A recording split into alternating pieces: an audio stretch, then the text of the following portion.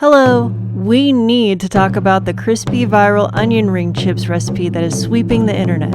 I like onions, so I thought I would give it a go. This recipe only has 4 ingredients and is really simple. No problems on the horizon, so I made them. I'll tell you just what I think about this recipe soon. Stay tuned! Jumping into the kitchen, we will need 2 yellow onions sliced into 1/4 inch rounds, 3/4 to 1 cup of Parmesan cheese that is freshly grated, 2 teaspoons of olive oil, and 1 teaspoon of Italian seasoning.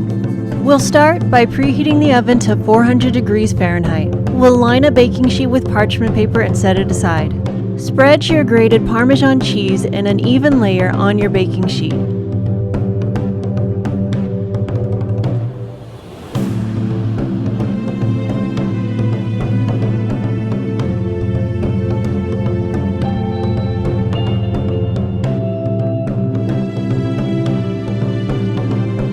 Next, lay your onion slices across the top of the Parmesan cheese.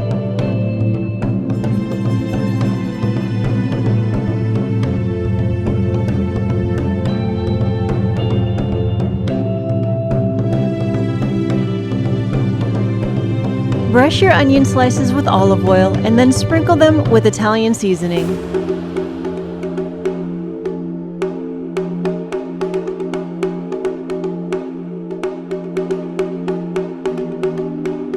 Transfer the baking sheet to the oven and allow the onions to bake for 20 to 22 minutes, or until the edges are golden and crispy. I ended up baking these for about 45 minutes. Once the onions are done, remove them from the oven and allow them to cool for a few minutes.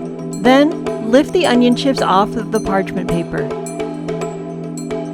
As you can see, my cheese spread and melted together and made one giant onion tree. If you like onions, then I guess you won't dislike this recipe. As for me, I tried the recipe, ate the chips, and will not make them again. Here they are, the viral onion rings. As you can see, the onion is still soggy and not crispy like a normal onion ring. The cheese is super crunchy and borderline burnt. Every time I take a bite, the super crispy cheese flies everywhere. I honestly didn't feel that the soggy onion juxtaposed with the burnt and crispy cheese went well together. The Italian seasoning is okay, but all of the ingredients feel like they are thrown slapdash together without much thought behind the recipe. It seems like whoever first created this recipe wasn't the best cook. For me, this is a fail.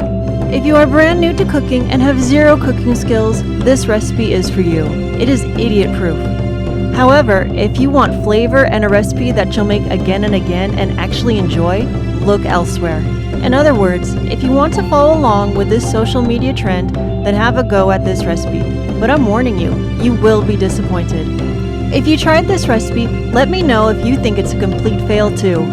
For news about upcoming cooking videos, follow me on Twitter.